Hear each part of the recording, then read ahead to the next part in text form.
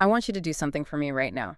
If you're not driving, maybe pull out your phone and look at your screen time stats for the day. Oh, no. Or actually, don't even look at the time. Look at the pickups.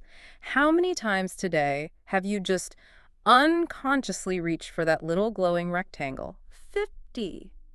100. I don't want to look. I really don't.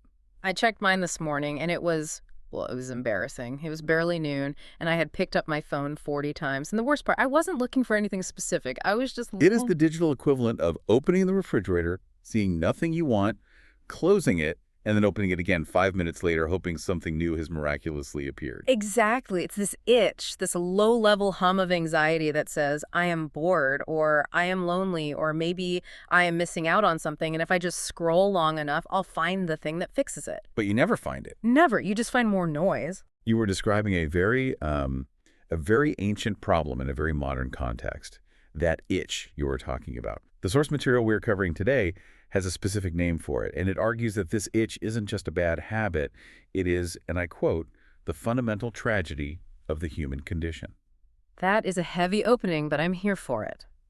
Today, we are doing a deep dive into a text titled The Orphans' Metamorphosis, From Illusion to Sovereignty.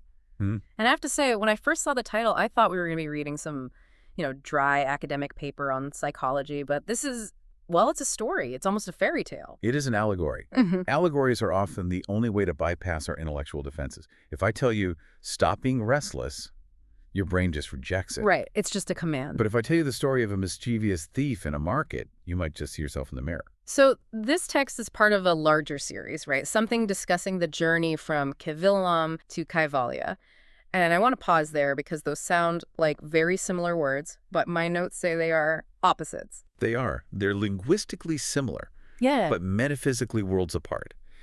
And this is, I think, the overarching framework we need to keep in mind for the next hour or so. Okay.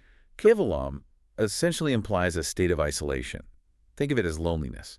It's the feeling of being a fragment, of being cut off from the whole. It's the orphan. Okay, so Kivalam is the guy eating lunch alone in his car because he feels like he doesn't belong. It's that feeling of lack. Precisely. On the other hand, Kaivalya translates to aloneness, or a better way to put it is all oneness. All oneness. It is sovereignty. It is the state where you are so complete in yourself that you don't need anything from the outside world to validate you. You are alone, but you are not lonely. You are sovereign. That is a massive distinction. Huge. So moving from I am lonely, which is a state of need, to I am complete, which is a state of being. That's the whole journey. And this story, The Orphans' Metamorphosis, is the roadmap for that journey. It is the blueprint. And it warns us, pretty starkly, that if we don't make this journey, we remain trapped in the market, just stealing scraps of happiness until we die. Well, on that cheerful note, let's open the book. Our mission today is to decode this story. It's about a mischievous orphan boy who goes from being a petty thief to a prince. But I want to be the skeptic here for a second. Please. Is this just another pull yourself up by your bootstraps story? Because those can get a little tiresome, you know? I assure you it is not. Yeah. In fact, it completely dismantles the idea of earning your worth.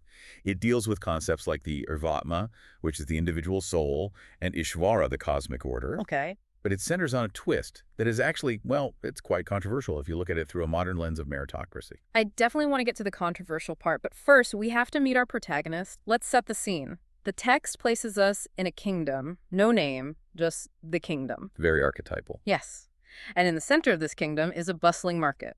And the market is crucial. It's loud, it's chaotic, it's just full of sensory input. You have to imagine colors, smells, money changing hands, people shouting.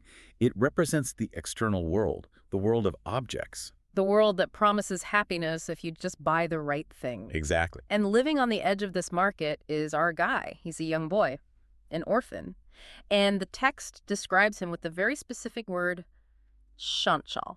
Now, I know chanchal translates roughly to restless or mischievous, but in this context, it feels like it means something more clinical. You're right to pick up on that. In Sanskrit philosophy, the mind, the chitta, is often described as chanchal when it is wavering. Think of a candle flame in a drafty room. It flickers wildly. It can't illuminate anything steadily because it is constantly reacting to the wind. So the wind is the external stimuli from the market. The wind is everything. His own hunger, the sight of a shiny object, a loud noise.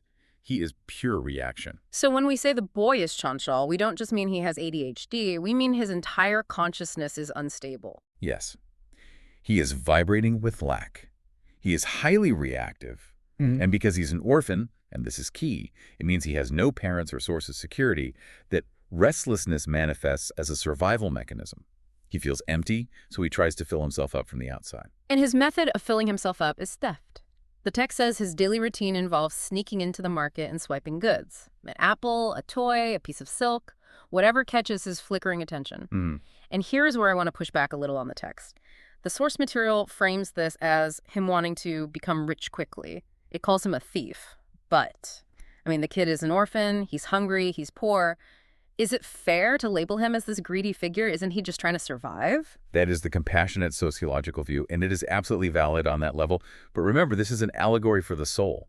The text isn't judging his poverty. It is diagnosing his psychology. Diagnosing, okay. Why does he want to get rich quickly? Because he believes that the solution to his internal emptiness is external accumulation. He thinks, if I just grab this apple, I will be full. If I just grab this silk, I will be happy. Ah, okay. So it's the if-then fallacy. If I get the promotion, then I'll be happy. If I get the partner, then I'll be secure. Exactly. The orphan represents the state of Aegean ignorance. He doesn't know who he is, so he tries to build an identity out of stolen goods. He operates entirely from scarcity. I am not enough, therefore I need to take. And the result of this taking isn't happiness. It's just more chaos. It's conflict. The merchants in the market are furious. The text says they are fed up. They are being harassed by this kid. Right. But, and this is a really interesting detail, they are helpless. They don't know what to do with him. They can't stop him. Because the market society doesn't have a cure for spiritual restlessness. They can shout at him, they can chase him, they can maybe lock him up for a night, but they can't stop him. Why? Because his hunger is infinite. His hunger is infinite. No amount of stolen apples will ever make him feel safe or whole, so he keeps stealing.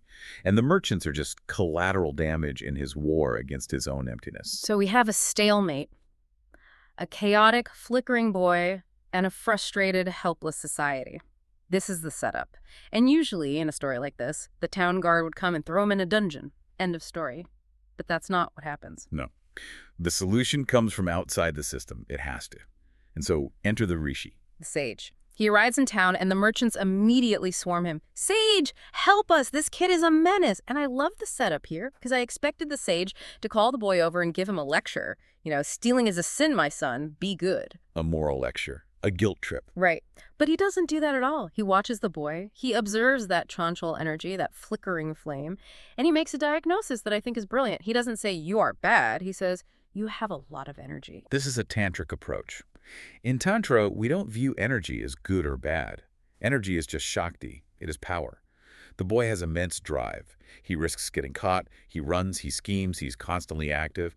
The Rishi sees this and realizes the problem isn't the energy. The problem is the vector, the direction. The energy is pointed at the wrong target. Exactly. It's pointed outward at the market. Yeah. The Rishi's whole job is to convince him to point it inward. So he proposes a pivot. He tells the boy, you have so much energy, S-lessness. Prepare yourself well. I know the king here. I will speak to him to make you a soldier. A soldier? Now, why a soldier? Yeah, that was my question. That feels counterintuitive. Why not a monk? Why not a gardener? Why put a thief in the army? Because a thief and a soldier actually share the same psychological raw material.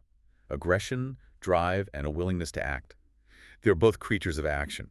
If you take a high-energy person and tell them to sit in a cave and meditate, they will go insane. Their mind will eat them alive. That makes so much sense. I've tried to meditate when I'm really stressed, and it's impossible. I just end up making to-do lists in my head or replaying arguments. Exactly. You cannot move from chaos, which is the thief, to stillness, which is the sage, in one jump. Yeah. You need a bridge. The bridge is order. The soldier. So the Rishi prescribes discipline. Yes.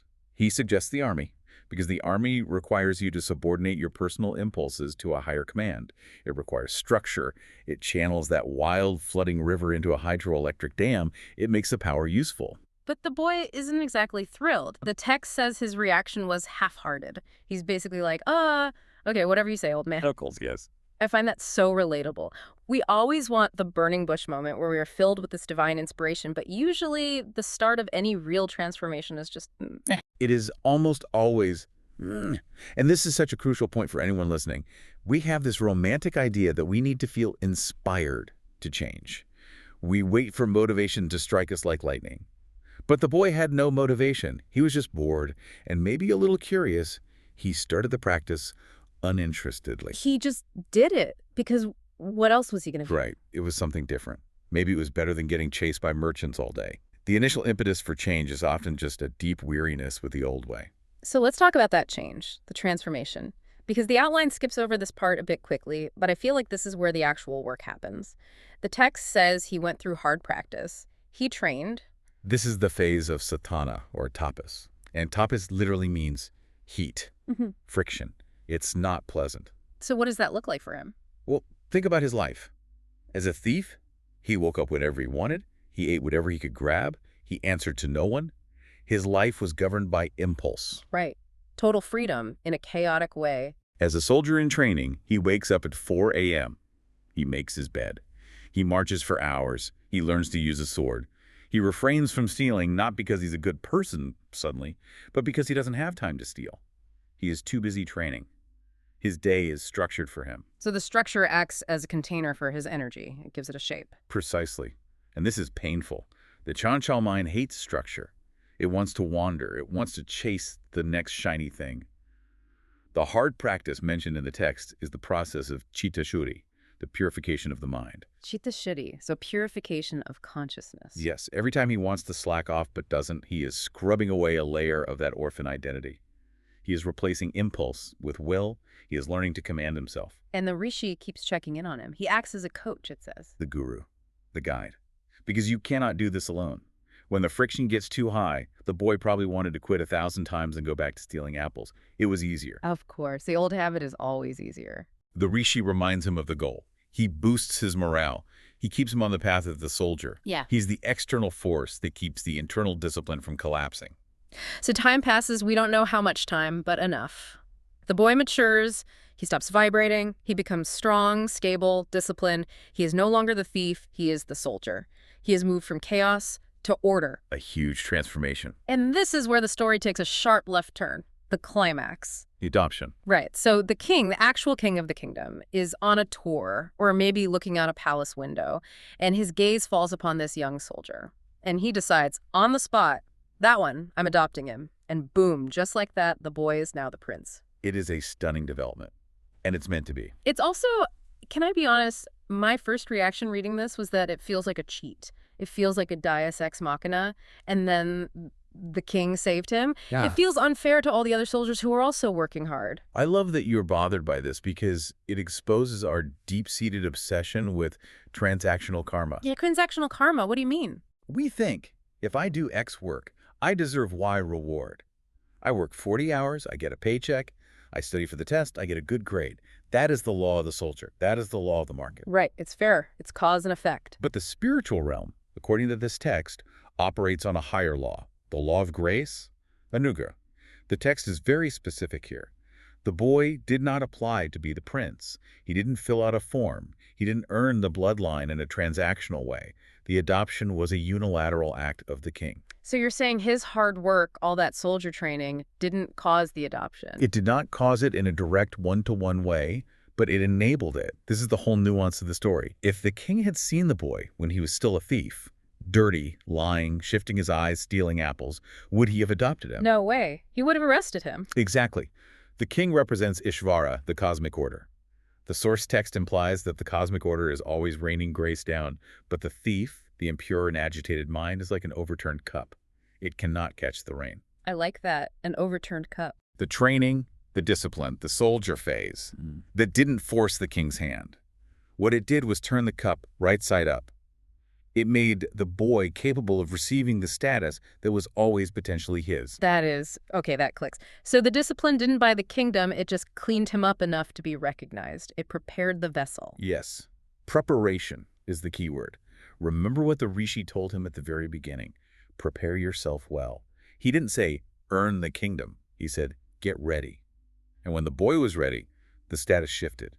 He moved from the servant, the soldier, to the son, the prince. And this brings us to the second major part of the narrative, the return.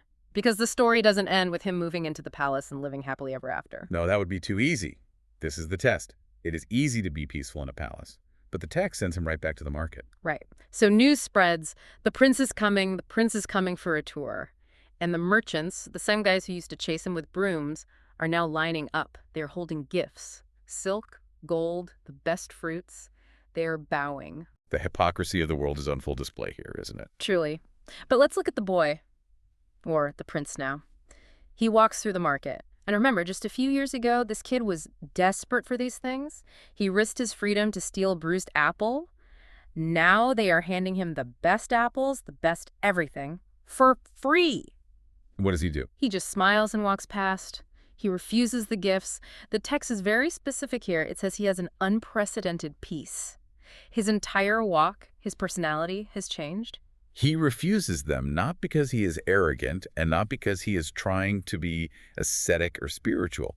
He refuses them because they are trash to him now. Trash. That's a strong word. These are expensive gifts. Okay, let's put it this way. Yeah. Imagine you are a billionaire.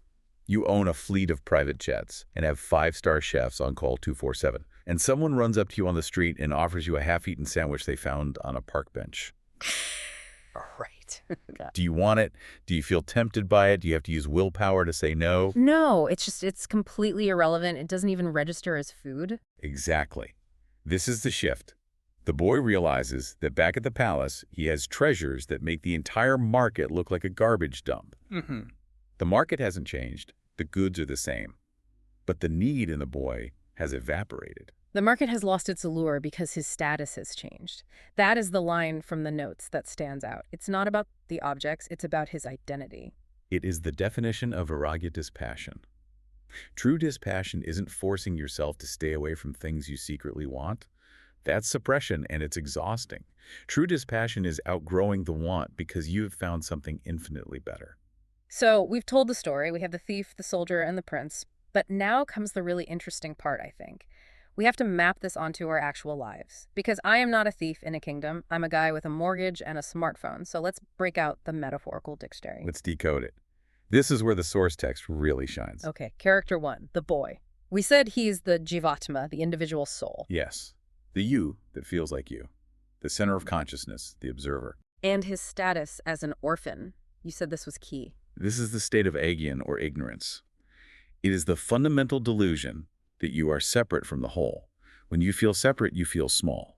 When you feel small, you feel fear and lack. The orphan is the ego that thinks, I am alone in a hostile universe, so I must fight and scrap for my share. Which leads us to the market, the place you go to scrap for your share. The market is the world. The Sanskrit word is shrishti, creation. But more specifically, it is the world viewed through the lens of Maya illusion. The market promises fulfillment. Buy this car, you will be happy. Get this many likes, you will be loved. It is a giant mechanism of transaction that promises peace, but only delivers more desire. And the goods, the items in the market, they are the objects of Maya, the specific illusions. The cars, the promotions, the relationships, the compliments, all the things we think will make us happy. And the theft. This is the one that really stings. This is the most convicting part of the allegory. Theft here is the attempt to extract internal well-being from external objects. Can you give an example of that? Every time you demand that your partner make you feel whole, you are stealing. You are demanding they fill a void that they cannot possibly fill. Every time you compulsively shop or drink or doom scroll, you are the thief trying to sneak a moment of peace from a chaotic market. You're trying to grab a feeling that doesn't belong to the object. That hits home. The restlessness, the chanchalta, is the symptom of that theft failing over and over again. Yes, because the market can never give you what you actually want. The market sells finite things. You, the Jivatma, have an infinite hunger for peace and completeness. You are trying to fill a black hole with M&Ms. It won't work. Yeah. It just makes you more frantic. Okay, so if the boy is the soul and the market is the world, let's talk about the big players, the king. You said he is Ishvara. Ishvara is a complex term. It can mean God, the supreme reality, the cosmic order. But in this story, the king represents your true nature. The king isn't just a guy in the sky. He is the source from which the orphan actually came. The boy is the king's son. He just doesn't know it. He has forgotten his lineage. He is forgotten. He thinks he's an orphan, but he has royal blood. The entire story is about remembering that. And the prince, the final state. The prince is the realized soul, the state of moksha, or liberation. But notice, the prince didn't leave the kingdom. He didn't die and go to heaven. he is still walking in the market. But his relationship to it has flipped 180 degrees. He is in the world, but not of it. He is sovereign. That's the Kaivalya state we talked about at the beginning. That is Kaivalya, sovereignty. I want to drill down on this transition from thief to prince, because this is where the rubber meets the road for most of us. Section 4 in our outline calls this the psychology of the thief. We touched on this, but I want to go deeper. Why is the orphan state so persistent? Why do we stay in the thief mode for decades, sometimes our whole lives? Because the illusion of the market is very, very convincing. The market gives you just enough wins to keep you hooked. It's like a slot machine in a casino. You pull the lever, you lose, lose, lose, but then, ding, ding, ding, you get a small payout, a compliment from your boss, a raise, a fun night out, a great vacation. And in that moment, you think, aha, I found it. I found happiness. But it fades. The vacation ends. The compliment is forgotten. It always fades. And then you are right back to being the restless orphan, looking for the next machine to play. The cycle of samsara, the cycle of wandering, is essentially this: desire, action, temporary pleasure, fading, restlessness, new desire. It's a hamster wheel. It's a hamster wheel. And the thief is running on that wheel thinking he's going somewhere, thinking the next spin will be the jackpot that lets him leave the casino for good. But the casino is designed to keep you inside. And the rishi, the guide, the guru, is the one who stands outside the wheel and says, hey, what are you doing? Get off. Or rather, stop running in circles and start climbing a ladder. Yeah. Because you need to use that same energy, that same drive. That is the role of the soldier phase. Let's spend some real time here. The soldier. We talked about discipline. But in a modern context, what does this look like? If someone listening is feeling like the thief, restless, anxious, scrolling, what is the soldier move for them today? The soldier move is the adoption of a sadhana, a consistent practice. It is doing something difficult that generates no immediate pleasure but builds capacity over time. Give me some concrete examples. Okay. Turning off your phone 1 hour before bed every single night, even though you are bored and anxious and your thumb is twitching, that is soldier training. That's a hard one. It is. Or sitting in silence for 15 minutes every morning, watching your mind scream for stimulation and not giving in. That is soldier training. Exercising when you are tired. Reading a dense book instead of watching a 10-second clip. Choosing the salad when your body screams for the fries. So it's the conscious, repeated rejection of the quick fix. Yes. It is reparenting yourself. The orphan has no parents, so he acts on impulse. The soldier has a commander. In the story, it's the rishi. In your life, it has to be your higher intellect, your better self. You have to act on orders, not on whims. So you have to split your mind in two. The part that gives the orders and the part that obeys. You have to become your own commander. That is the essence of discipline. And the outline mentions purification, chitta shuddhi. This is what happens during that friction, during that internal battle. Explain that process. What's being purified? Think of a dirty mirror covered in layers of dust and grime. That is the orphan's mind, the chanchal mind. It cannot reflect the sun, which is the king, or your true nature. It's too obscured. Right. The soldier phase, the sadhana, is the act of polishing that mirror. It's scrubbing, it's hard work, it's unpleasant. Each time you choose discipline over impulse, you're wiping away a bit of dust. And slowly, painstakingly, the dust clears. And one day, the sun hits the mirror, and the reflection is perfect and dazzling. That is the moment of adoption. I really like that image. The sun was always there. The mirror was always a mirror. The only variable is the dust. Exactly. You don't become the prince in the sense of creating a new you from scratch. You realize the prince that was hidden under the dust of restlessness all along. Let's talk about the adoption again, the grace aspect. Yeah. Because I'm still wrestling with the unfairness of it, even though you explained it well. The text says, the king's gaze falls upon the boy. It's so passive on the boy's part. Yes, it is. So here's the question that nags at me. Is it possible to do all the soldier work, to polish the mirror perfectly and not get adopted? Can you be a perfect soldier your whole life and never become a prince? That is the great theological question, isn't it? The source text suggests, Right. No. If the vessel is ready, the grace must fill it. It is a law of spiritual physics. Nature abhors a vacuum. If you empty yourself of the thief, the ego, the desires, the restlessness, the king or divinity, rushes in to fill that space. So you don't have to drag the king into your life. You can't. You just have to make space for him. The work is not about acquisition. It's about purification. The anxiety of, will I make it? Am I doing it right? Is actually just another form of thief thinking. How is that? Because it is the ego trying to control the outcome. The soldier does the work and surrenders the result to the commander. That act of surrender is the moment of adoption. It's the final wipe of the cloth on the mirror. Wow. Okay. That that clarifies it. The surrender is the final step, Yeah. which leads us perfectly to the so what section. We need to crystallize this for the listener. We have three big insights from the source material. Insight 1, the transformation of need. This is the paradox we saw in the market. The prince stopped stealing, not because of morality, not because it was wrong, but because Saturation, completeness. He just didn't need to anymore. Yes, and the application for us is this. If you are struggling with a bad habit, procrastination, overeating, whatever, stop fighting the habit directly. That is like fighting the darkness in a room. You'll lose. Instead, turn on the light. And the light is The light is focusing on finding the palace, the internal sense of connection, purpose, or peace. When you are truly fulfilled from within, the bad habits drop away like dead leaves from a tree in autumn. You don't quit them, you outgrow them. Insight 2, the surrender of Maya, the chase. This is what I'd call the law of reversed effort. When the boy chased the market, when he was needy and desperate, the market ran away or fought him. The merchants chased him off. But when he ignored the market because he was a prince and didn't need it, The market chased him. The merchants lined up with gifts. this is dating advice 101, isn't it? The person who acts needy gets rejected. It is everything advice 101. In business, the desperate salesman scares away clients. The confident expert who doesn't need the sale attracts them. In life, the person desperate for approval looks weak. The person who approves of themselves looks charismatic. So the source text says, when you leave the world comes to your feet. It sounds mystical, but it is deeply psychological. The world, Maya, is attracted to sovereignty. It wants to be close to someone who is kaivalya, complete in themselves. If you become a prince, the world will line up to serve you. But the irony is, and this is the cosmic catch, once you are a prince, you don't care. You don't care. That's the cosmic joke. When you finally get the keys to the candy store, you've lost your sweet tooth. Exactly. But that is true.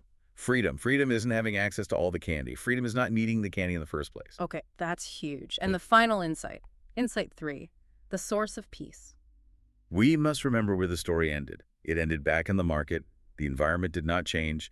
The prince still had to walk past the noise, the smells, the chaos, the dust. But he was at peace. This just completely destroys the idea of I'll be peaceful when, I'll be peaceful when the kids move out. I'll be peaceful when I retire. I'll be peaceful when this project is over. That is the thief talking. The thief is always waiting for the market to close so he can feel safe. The prince is safe in the market. True spirituality is not an escape from life. It is a sovereignty over life. So it's not about creating a perfect, peaceful external world. It can't be done. The market will always be the market. The goal is the ability to stand in the middle of a chaotic shopping aisle, or a chaotic Twitter feed, or a chaotic family dinner, and feel absolutely, unshakably complete. That is the goal. From illusion, which is the thief, to sovereignty, which is the prince. It is the only journey that matters, according to this text. So let's wrap this up. We've covered a lot of ground. We've gone from the lonely, scrolling orphan, to the disciplined soldier, to the sovereign prince. We should remember, these aren't just characters in a book.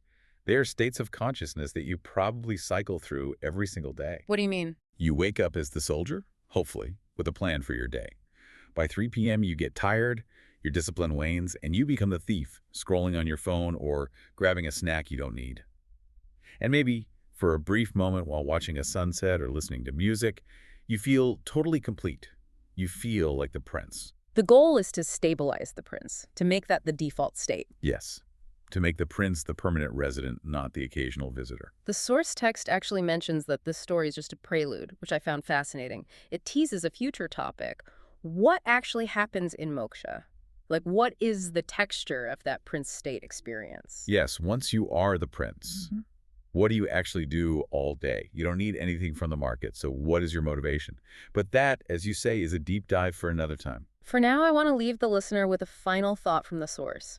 It ends with this idea that the boy found peace because he finally realized he had access to the palace. The treasure was always his. So here's the question for you, the learner, to sit with. What is the palace in your own life that you are ignoring? What is the source of infinite wealth, be it creativity, love, silence, or just the stillness of your own being that is already waiting for you right here, right now? Are you the prince who has forgotten who he is? Or are you going to keep stealing bruised apples from the market of external validation? Stop chasing, stop stealing, start being. Thanks for diving depth with us. We'll see you in the next one. Bye.